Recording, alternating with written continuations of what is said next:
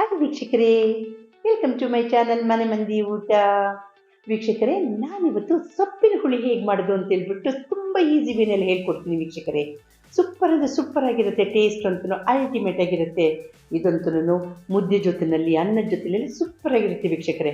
ಬನ್ನಿ ಹೇಗೆ ಮಾಡೋದು ಅಂತ ಹೇಳ್ತೀನಿ. ಅದಕ್ಕಿಂತ ಮುಂಚೆ ಯಾರು ನನ್ನ ಚಾನಲ್ ಸಬ್ಸ್ಕ್ರೈಬ್ ಆಗಿಲ್ಲ, ದಯಮಾಡಿ ಸಬ್ಸ್ಕ್ರೈಬ್ ಆಗಿ. ನೋಡಿ ವೀಕ್ಷಕರೇ, ನಾನಿಲ್ಲಿ ಕಿರಿಕ್ಸಾಲೆ ಸೊಪ್ಪು ತಗೊಂಡಿದ್ದೀನಿ. ನಿಮಗೆ ಯಾವ ಸೊಪ್ಪು ಬೇಕೋ ಆ ಸೊಪ್ಪನ್ನು ಯೂಸ್ ಮಾಡಿ. ನಾನಿಲ್ಲಿ 1 ಬಟ್ಲಷ್ಟು ಮಸೂರ್ ದಾಲ್ ತಗೊಂಡಿದ್ದೀನಿ. ನೋಡಿ, ಇದು ಮಸೂರ್ ದಾಲ್ ಅಂತ ಹೇಳ್ತೀವಲ್ಲ ಅದು. ಇಲ್ಲ ಮಸೂರ್ ದಾಲ್ ಬೇಡ ಅನ್ನೋದಾಯ್ತು ಅಂದರೆ ತೊಗರಿ ಬೇಳೆನೇ ಯೂಸ್ ಮಾಡ್ಕೋಬೋದು, ಯಾವುದಾದ್ರೂ ಯೂಸ್ ಮಾಡ್ಬೋದು, ಏನು ತೊಂದರೆ ಇಲ್ಲ ವೀಕ್ಷಕರೇ. ಸೊ 1 ಬೌಲಷ್ಟು 1 ಕಪ್ ಅಷ್ಟು ಮಸೂರ್ ದಾಲ್ ತಗೊಂಡಿದ್ದೀನಿ. ಅದೇ 1 ಸ್ಪೂನಲ್ಲಿ ನಾನು 1 ಟೇಬಲ್ ಸ್ಪೂನಷ್ಟು ಹೆಸರು ಬೇಳೆ ಹಾಕ್ತೀನಿ ನಾನು. ನೋಡಿ, ಹೆಸರು ಬೇಳೆ ಮತ್ತು ಮಸೂರಿ ದಾಲ್ ಎರಡನ್ನೂ ಕೂಡ ಕ್ಲೀನಾಗಿ ವಾಶ್ ಮಾಡ್ತೀನಿ. 1-2 ಸರಿ ವಾಶ್ ಮಾಡಿಬಿಟ್ಟು ಅದನ್ನು ಮುಳುಗುವಷ್ಟು ನೀರನ್ನು ಹಾಕಿದ್ದೀನಿ. ಅದಾದ ನಂತರ 1 ಈರುಳ್ಳಿ ತೊಗೊಂಡು ದಪ್ಪಕ್ಕೆ ಈ ಥರ ಕಟ್ ಮಾಡಿ ಇಟ್ಕೊಂಡಿದ್ದೀನಿ. ಆ ಈರುಳ್ಳಿನೂ ಕೂಡ ಇವಾಗ ಹಾಕಿದ್ದೀನಿ. ಹಾಕಿ ಆದ ನಂತರ ಇವಾಗ ಅದ್ರ ಜೊತೆಯಲ್ಲಿ 2 ಹಸಿಮೆಣಸಿನಕಾಯಿನ ಉದ್ದುದ್ದಕ್ಕೆ ಸೀಳ್ಗುಯ್ದುಬಿಟ್ಟು ಹಾಕಿದ್ದೀನಿ.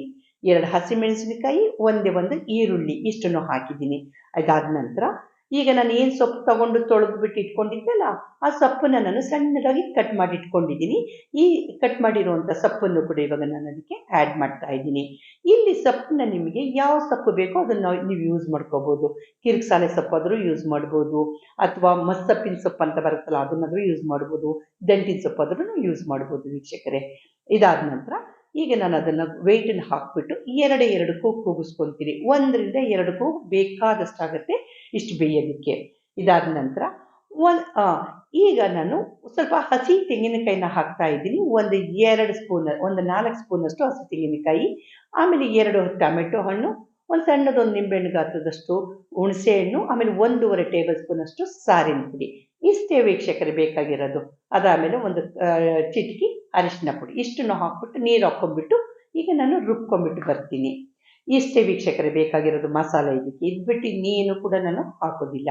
ಇಲ್ಲಿ ನೋಡಿ, ಈಗ ಆಲ್ರೆಡಿ 2 ವಿಷಲ್ ಆಗಿದೆ. ಇವಾಗ ಚೆನ್ನಾಗಿ ಬೆಂದುಬಿಟ್ಟಿರುತ್ತೆ ಈಗ ಸೊಪ್ಪು. ತೋರಿಸ್ತೀನಿ ಇವಾಗ. ನೋಡಿ ವೀಕ್ಷಕರೇ, ಇವಾಗ ಬೇಳೆನೂ ಕ್ಲೀನಾಗಿ ಬೆಂದಿದೆ, ಆಮೇಲೆ ಸೊಪ್ಪು ಕೂಡ ಕ್ಲೀನಾಗಿ ಬೆಂದಿದೆ. ಇಲ್ಲ ನೀವು ಸೊಪ್ಪನ್ನ ಅಟ್ಟೆ ಟೈಮು ಕುಕ್ಕರಲ್ಲಿ ಹಾಕೋದಕ್ಕೆ ಇಷ್ಟ ಇಲ್ಲ ಅಂದರೆ ಅಂಥವ್ರು ಬೇಕಾದ್ರೆ ಬೇಳೆನ ಬೇಯಿಸ್ಕೊಂಡ್ಬಿಟ್ಟು ಒಂದೇ ಕೂಗಿಸ್ಕೊಂಡ್ಬಿಟ್ಟು ಆಮೇಲೆ ಸೊಪ್ಪನ್ನು ತೊಳೆದು ಸಣ್ಣದಾಗಿ ಹೆಚ್ಚಿಬಿಟ್ಟು ಅದನ್ನು ಹಾಕ್ಬಿಟ್ಟು ಹಾಗೆಯೇ ಬೇಯಿಸ್ಕೋಬೋದು, ಕುಕ್ಕರ್ ಲಿಡ್ ಮುಚ್ಚಿದಲೇ. ನೋಡಿ, ಇವಾಗ ಸ್ವಲ್ಪ ಕಟ್ಟಿನ ಅಂಥದ್ದನ್ನೆಲ್ಲ ಈಗ ಒಂದು ಪಾತ್ರೆಗೆ ಬಗ್ಗಿಸ್ಕೊಂಡಿದ್ದೀನಿ. ಯಾಕೆಂದರೆ ಈಗ ನಾವು ಅದು ಸೊಪ್ಪನ್ನು ಕ್ಲೀನಾಗಿ ಮಸ್ಕೋಬೇಕಾಗತ್ತೆ, ಮ್ಯಾಶ್ ಮಾಡಬೇಕಾಗತ್ತೆ. ಹಾಗಾಗಿ ಇವಾಗ ನಾನು ಸ್ವಲ್ಪ ನೀರಿನ ಅಂಶ ಎಲ್ಲ ತೆಕ್ಕೊಂಡಿದ್ದೀನಿ, ಇಲ್ಲಾಂದರೆ ಸರಿಯಾಗಿ ಮ್ಯಾಶ್ ಆಗೋದಿಲ್ಲ. ಸೊ ಇವಾಗ ನೋಡಿ, ಒಂದು ಮ್ಯಾಶರಿಂದ ಈ ಥರ ಇರುತ್ತಲ್ಲ, ಈ ಥರ ತೊಗೊಳ್ಳಿ. ಇಲ್ಲ ನಿಮ್ಮಲ್ಲಿ ಇದಿಲ್ಲ ಅಂತ ಅಂದರೆ ಬೇಕಾದ್ರೆ ಸೌಟಿನ ಹಿಂಭಾಗನೇ ಬೇಕಾದ್ರೆ ನೀವು ಕ್ಲೀನಾಗಿ ಮ್ಯಾಶ್ ಮಾಡ್ಬೋದು. ನೋಡಿ, ಈ ಥರ ಮಾಡಿಬಿಟ್ಟು ಚೆನ್ನಾಗಿ ಆ ಬೇಳೆ ಸೊಪ್ಪು ಎಲ್ಲದನ್ನು ಕೂಡ ಕ್ಲೀನಾಗಿ ಮಸಿಬೇಕಾಗತ್ತೆ. ನೋಡಿ, ಈಗ ಮಸ್ತಾಗಿದೆ, ಸೂಪರಾಗಾಯಿತು, ಮೆತ್ತಗೆ ಬೆಂದಿದೆ ಕೂಡ ಬೇಳೆ.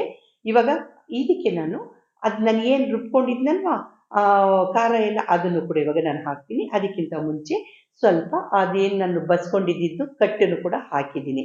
ಇವಾಗ ನಾನು ಖಾರ ರುಬ್ಬಿರೋದನ್ನು ಕೂಡ ಇದಕ್ಕೆ ಮಿಕ್ಸ್ ಮಾಡ್ಕೊತೀನಿ.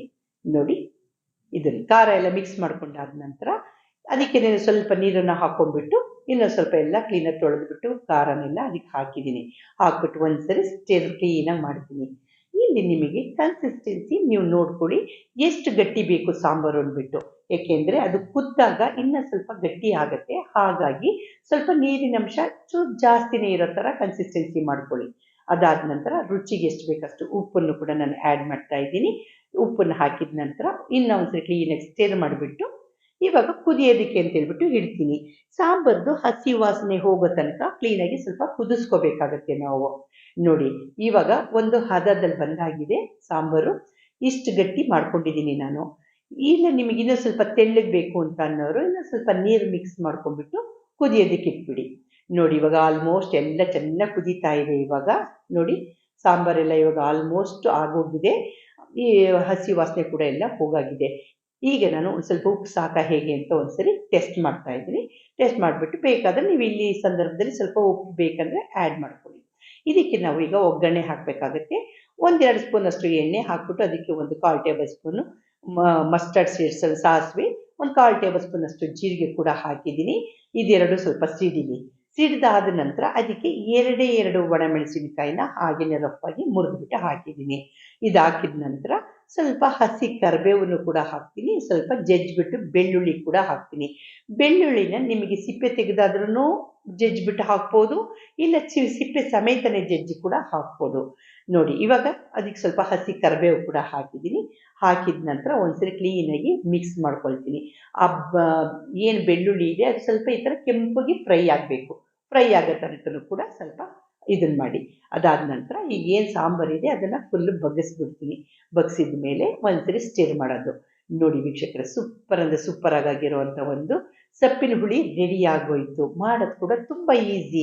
ಮತ್ತು ಅದ್ರ ಜೊತೆಯಲ್ಲಿ ಇದಕ್ಕೆ ಮುದ್ದೆ, ಬಿಸಿ ಬಿಸಿ ಮುದ್ದೆ ಮಾಡ್ಕೊಂಡ್ರಂತೂ ಸೂಪರ್ ಅಂದರೆ ಸೂಪರ್ ಆಗಿರುತ್ತೆ ವೀಕ್ಷಕರೇ. ಬಿಸಿ ಅನ್ನದ ಜೊತೆಯಲ್ಲಿ ಸ್ವಲ್ಪ ಸಾಂಬಾರು ಹಾಕ್ಕೊಂಡು ಅದಕ್ಕೆ 1 ಟೇಬಲ್ ಸ್ಪೂನು ತುಪ್ಪ ಹಾಕ್ಕೊಂಡು ತಿಂದ್ರಂತೂ ಅಲ್ಟಿಮೇಟ್ ಆಗಿರುತ್ತೆ ವೀಕ್ಷಕರೇ.